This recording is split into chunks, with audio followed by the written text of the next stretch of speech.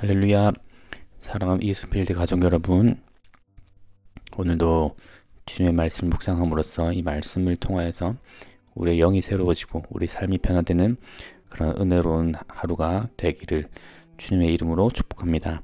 2024년 4월 2일 화요일입니다. 오늘 묵상 본문은 신명기 19장 1절에서 21절까지의 말씀입니다. 내 하나님 여호와께서 이 여러 민족을 멸하시고 내 하나님 여호와께서 그 땅을 내게 주심으로 내가 그것을 받고 그들의 성읍과 가옥에 거주할 때 내 하나님 여호와께서 내게 기업으로 주신 땅 가운데서 새 성읍을 너를 위하여 구별하고 내 하나님 여호와께서 내게 기업으로 주신 땅 전체를 새 구역으로 나누어 길을 닦고 모든 살인자를 그 성읍으로 도피하게 하라. 살인자가 그리로 도피하여 살만한 경우는 이러하니 곧 누구든지 본래 원한이 없이 부지 중에 그의 이웃을 죽인 일, 가령 사람이 그 이웃과 함께 벌목하러 삼림에 들어가서 손에 도끼를 들고 벌목하려고 찍을 때에 도끼가 자루에서 빠져 그의 이웃을 맞춰 그를 죽게 함과 같은 것이라. 이런 사람은 그 성읍 중 하나로 도피하여 생명을 보존할 것이니라. 그 사람이 그에게 본래 원한이 없으니 죽이기에 합당하지 아니하나 두렵건대 그 피를 보복하는 자의 마음이 복소심에 불타서 살인자를 뒤쫓는데 그 가는 길이 멀면 그를 따라 잡아 죽일까 하노라. 그러므로 내가 내게 명령하기를 새 성읍을 너를 위하여 구별하라 하노라. 내 하나님 여호와께서 내 조상들에게 맹세하신 대로 내 지경을 넓혀 내 조상들에게 주리라고 말씀하신 땅을 다 내게 주실 때에 또 너희가 오늘 내가 너희에게 명하는 이 모든 명령을 지켜 행하여 내 하나님 여호와를 사랑하고 항상 그의 길로 행할 때에는 이 셋 외에 새 성읍을 더하여 내 하나님 여호와께서 내게 기업으로 주시는 땅에서 무죄한 피를 흘리지 말라. 이같이 하면 그의 피가 내게로 돌아가지 아니하리라. 그러나 만일 어떤 사람이 그의 이웃을 미워하여 엎드려 그를 기다리다가 일어나 상처를 입혀 죽게 하고 이 한 성읍으로 도피하면 그 본 성읍 장로들이 사람을 보내어 그를 거기서 잡아다가 보복자의 손에 넘겨 죽이게 할 것이니라. 내 눈이 그를 긍휼히 여기지 말고 무죄한 피를 흘린 죄를 이스라엘에서 제하라. 그리하면 내게 복이 있으리라. 내 하나님 여호와께서 내게 주어 차지하게 하시는 땅, 곧 내 소유가 된 기업의 땅에서 조상이 정한 내 이웃의 경계표를 옮기지 말지니라. 사람의 모든 악에 관하여 또한 모든 죄에 관하여는 한 증인으로만 정할 것이 아니요 두 증인의 입으로나 또는 세 증인의 입으로 그 사건을 확정할 것이며, 만일 위증하는 자가 있어 어떤 사람이 악을 행하였다고 말하면 그 논쟁하는 쌍방이 같이 하나님 앞에 나아가 그 당시에 제사장과 재판장 앞에 설 것이요 재판장은 자세히 조사하여 그 증인이 거짓 증거하여 그 형제를 거짓으로 모함한 것이 판명되면 그가 그의 형제에게 행하려고 꾀한 그대로 그에게 행하여 너희 중에서 악을 제하라. 그리하면 그 남은 자들이 듣고 두려워하여 다시는 그런 악을 너희 중에서 행하지 아니하리라. 내 눈이 긍휼히 여기지 말라. 생명에는 생명으로, 눈에는 눈으로, 이에는 이로, 손에는 손으로, 발에는 발로니라. 네, 오늘 본문은 도피성에 관한 말씀이 나와 있습니다. 그래서 오늘은 1절부터 14절까지의 내용을 바탕으로 도피성에 관한 내용을 중점적으로 살펴보도록 하겠습니다. 1절은 이렇게 말합니다. 내 하나님 여호와께서 이 여러 민족을 멸절하시고 그 땅을 너에게 주심으로 내가 그것을 받고 그들의 성읍과 가옥에 거주할 때에 라고 말합니다. 이제 이스라엘은 요단강 동편 지역은 차지하였고 이제 서편 지역을 차지할 계획에 있습니다. 그리고 하나님께서는 지금 그 서편 지역을 차지할 때에 어떻게 행해야 하는지를 말씀해 주고 계신 것입니다. 2절에 이렇게 말씀하시죠. 내 하나님 여호와께서 내게 기업으로 주신 땅 가운데서 새 성읍을 너를 위하여 구별하고, 3절에는 내 하나님 여호와께서 내게 기업으로 주신 땅 전체를 새 구역으로 나누어 길을 닦고 모든 살인자를 그 성읍으로 도피하게 하라. 살인자에 관한 규율을 말씀하시는 것입니다. 살인자가 도피할 도피성을 마련하라라고 말씀을 하시는 것이죠. 그러니 이 도피성은 모든 살인자가 이 도피성으로 도피를 할 수가 있었습니다. 하지만 그렇다고 해서 모든 살인자가 보호를 받는 것은 아니었습니다.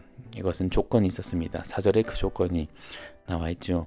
살인자가 그리로 도피하여 살만한 경우에는 이러하니 곧 누구든지 본래 원한이 없이 부지 중에 그의 이웃을 죽인 일에 관하여서만 살인자가 보호를 받을 수 있는 것입니다.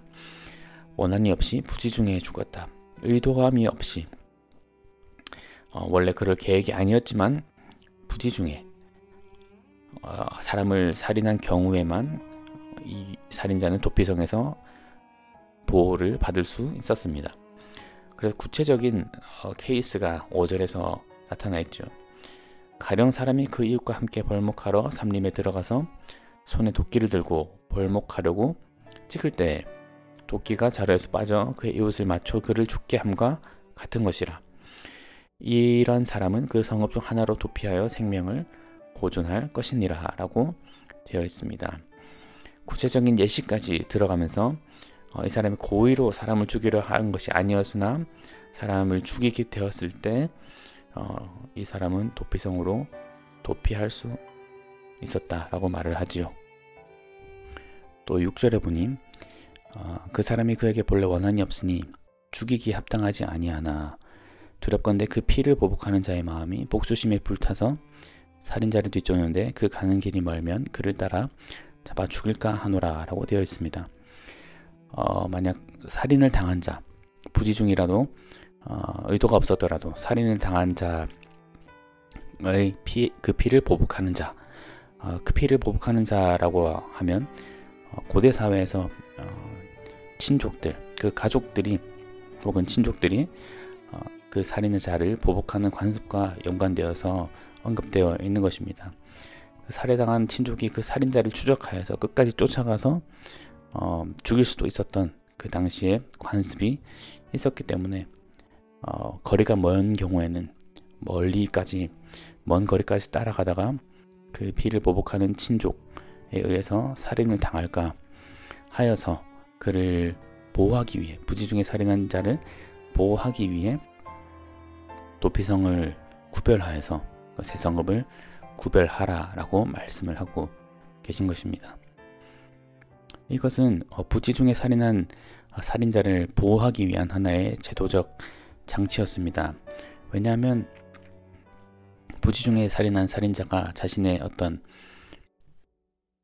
상황이나 살인을 하게 된 경우에 대한 적합한 혹은 적절한 변호가 없이, 법적인 보호 조치가 없이 그 피해 보복자에 의해서, 친족들에 의해서, 복수심에 의해서, 감정에 의해서 보복을 당할 수가 있었기 때문입니다. 살인을 당할 수가 있었기 때문이죠. 그러니 그 부지 중에 살인한 그 살인자가 적법한 절차를 거쳐서 사건의 경위를 따지고 또 그 사람의 의도를 파악한 뒤에 그에 맞는 형벌을 가하기 위해서 이러한 도피성 제도를 제정하게 된 것입니다. 그러니 이 살인의 고의와 고의가 아닌 죄를 분별하고 이 사람을 긍휼히 여기기 위한 제도적 장치였던 것이죠. 단순한 감정에 의해서 이 사람에게 형벌이 주어지는 것이 아니라 공정한 율법과 객관적인 마음을 가지고 이 사람을 판결하기 위함이었던 것입니다. 이것은 우리에게 어떤 것을 시사해 줍니까?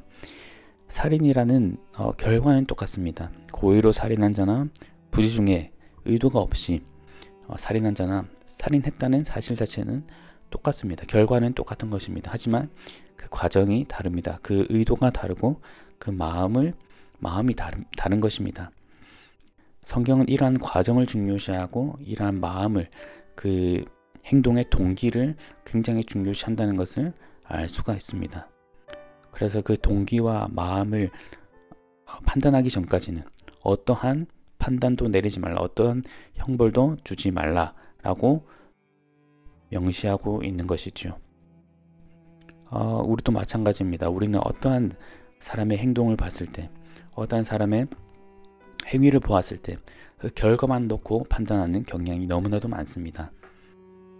그 사람의 어떤 사정을 들어보기 전에, 그 사람의 스토리를 들어보기 전에, 그 사람의 마음을 들어보기 이전에 너무나도 쉽게 겉모습을 보고 판단하고 그것에 대해 우리 스스로가 정죄하고 이미 법을 집행하는 것이죠.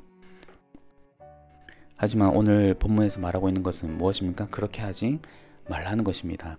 그 사람의 마음과 사건의 경위와 어떻게 그 행동을 하게 되었는지에까지 어떤 그 스토리가, 그 이야기가 중요하다는 것입니다. 똑같은 살인이라도 고의로 살인한 자와 부지 중에 살인한 자에 대한 형벌을 다르게 하기 원하신다는 것이죠. 그래서 그것을 위해서 도피성이란 제도를 둔 것입니다. 일단 도피성으로 들어가기만 하면 감정적인 보복을 방지할 수가 있었던 것이죠. 이처럼 우리 또한 어떤 사람을 대할 때 어떤 사람의 겉모습을 보고 어떤 사람의 행동만을 보고 섣불리 그 사람의 의도와 마음을 판단해서는 안 된다는 것입니다.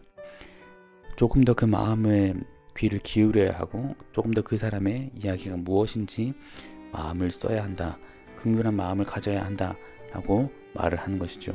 또 그것을 위해서 우리 자신만의 어떤 제도나 규율을 가지고 있어야 하는 것입니다. 사회적으로 이스라엘 사회가 사회적으로 도피성 제도를 사회적 안전장치로 놓았던 것처럼 우리도 우리 개인적으로 상대방을 향해 어떤 다른 사람들을 향해 어떠한 감정에 휘둘리는 판단을 하지 않도록 사회적인 이성적인 장치를 마련해 두어야 한다는 것입니다.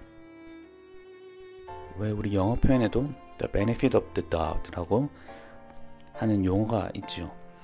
반증이 입증되지 않은 경우에 어떤 사람이나 그 진술이 그 정확하거나 정당한 것으로 간주되어야 한다는 말을 의미합니다. 확실하게 이 사람의 진술이 틀렸다는 반증이 증명되지 않는 이상 이 사람의 진술이나 행동이 정당한 것으로 받아들여져야 한다는 것이죠. 이것 또한 결과만 보고 판단하는 것이 아니라 조금 더 따져보고 조금 더 그 경위를 살펴보고 조금 더 그 사람의 마음을 들여다보고 판단하자는 의도가 담겨져 있는 것이라고 그런 예시라고 할 수 있겠습니다. 그러므로 우리 또한 긍휼의 마음을 가져야 하는 것입니다. 사람들을 향하여서 섣불리 판단하거나 정죄하는 것이 아니라 좀 더 그 사람의 이야기를 들어볼 필요가 있는 것이죠. 우린 너무나도 보여지는 것, 결과에 너무나도 관심을 쏟고 그것이 전부라고 생각하는 경우가 많습니다. 하지만 어떠한 결과만 놓고 판단을 하기보다 왜 이런 결과가 나올 수밖에 없었는지에 대해서 들어봐야 하는 것이죠. 왜 이런 결과가 나오기까지 어떤 마음이었는지, 또 어떤 스토리가 있었는지, 어떤 백그라운드가 있었는지를 우린 유심히 살펴보아야 한다는 것입니다. 그러므로 오늘 하루도 타인을 향하여 이러한 사랑의 손길, 이러한 마음의 여유를 베푸시는 모든 성도님들 되시기를 축복합니다. 우리 안에, 우리 마음 안에 도피성이란 제도를 두시기를 바랍니다. 이것이 우리의 공동체를 한층 더 성숙하게 만드는 힘이 될 것입니다. 원동력이 될 것입니다. 하나님께서, 그리고 성경이 결과만 보고 판단한 것을 지양하기 때문입니다. 그 내부적인 사건의 경위와 스토리를 더 중요시하고 그 마음의 동기를 더 중요시하기 때문입니다.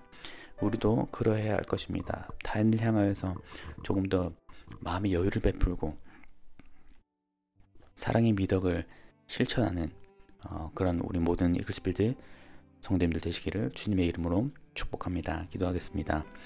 하나님 감사합니다. 오늘 도피성이란 제도를 통하여서 하나님께서 무엇을 중요시 여기시는지, 중요시 하시는지를 파악하게 하시니 감사드립니다. 주님은 결과만 중요시하는 분이 아니라는 것을 우리가 또 배우게 하시니 감사드립니다. 주님, 우리가 주님처럼 사랑과 그런 마음의 여유를 가지는 하나님의 자녀가 될 수 있도록 도와주시옵소서. 다른 사람을 향하여서 겉모습을 보고 섣불리 판단하는 것이 아니라 다른 사람이 이루어낸 결과만 보고 어떤 것을 판단하는 것이 아니라 그 사람의 마음을 들여다볼 수 있는 그런 우리가 될 수 있도록 도와주시옵소서. 그런 백그라운드와 그런 스토리를 더 귀 기울여 듣고 이것을 통해서 우리가 도와줘야 할 부분은 무엇인지, 또 우리가 이해하고 서로를 배려해야 할 부분은 무엇인지를 더 깊이 들여다보는 그렇게 성숙된 믿음의 사람들이 될 수 있도록 주님 도와주시옵소서. 오늘 하루도 그러한 사랑을 실천하고 예수 그리스도의 사랑을 전하는 우리 모두가 되기를 바랍니다. 감사드리며 예수 그리스도의 이름으로 기도드렸습니다. 아멘.